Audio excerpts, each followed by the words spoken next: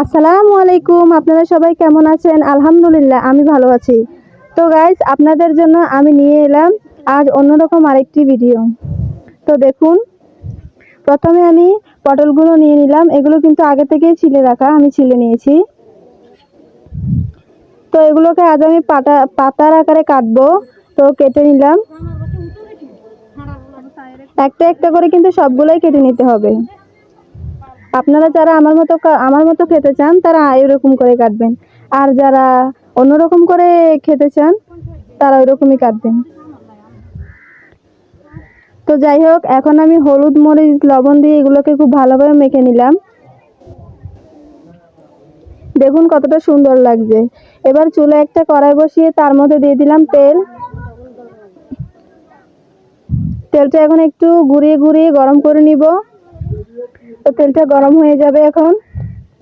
আপনাদের কাছে আমার ভিডিওটি কেমন লেগেছে অবশ্যই কমেন্টে জানাবেন, আর যারা যেখান থেকে আমার ভিডিওটা দেখছেন তাদের নাম কমেন্টে লিখে যাবেন। তো এর মধ্যে আমি একটা একটা করে পটলের টুকরো দিয়ে দিব।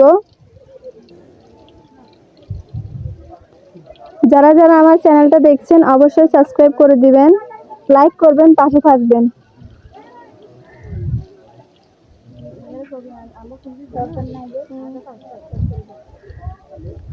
তো দেখুন একটা একটা করে সবগুলোই আমার দিয়ে দেওয়া হয়ে যাচ্ছে।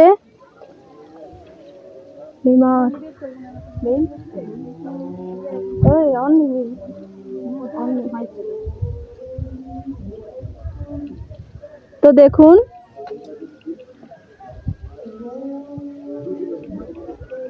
এভাবেই দেখতে থাকুন, আমার সঙ্গে থাকুন, পাশে থাকুন বন্ধু হিসেবে।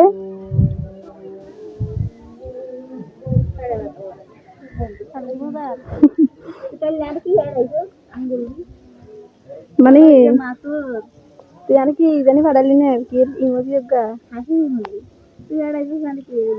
তো এবার আমি এগুলো একটা একটা করে উল্টে নিচ্ছি। তুই আর ইমোজি ফাটাছিস লাভের না কি করলাম জানি আমি যে হাতি ফাটাছি।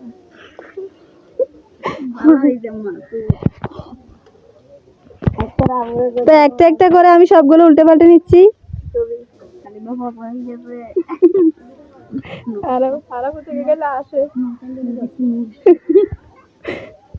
তো দেখুন আমি উল্টে নিলাম, আপনারা আমার মতো উল্টে পাল্টে নিবেন।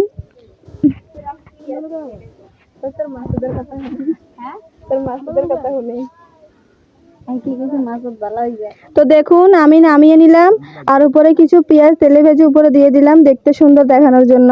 আমার রেসিপিটা কিন্তু রেডি, খেতেও মজার। আপনারা আমার মতো বানিয়ে বাসায় ট্রাই করবেন, তাহলে বুঝতে পারবেন কতটা মজার রেসিপি।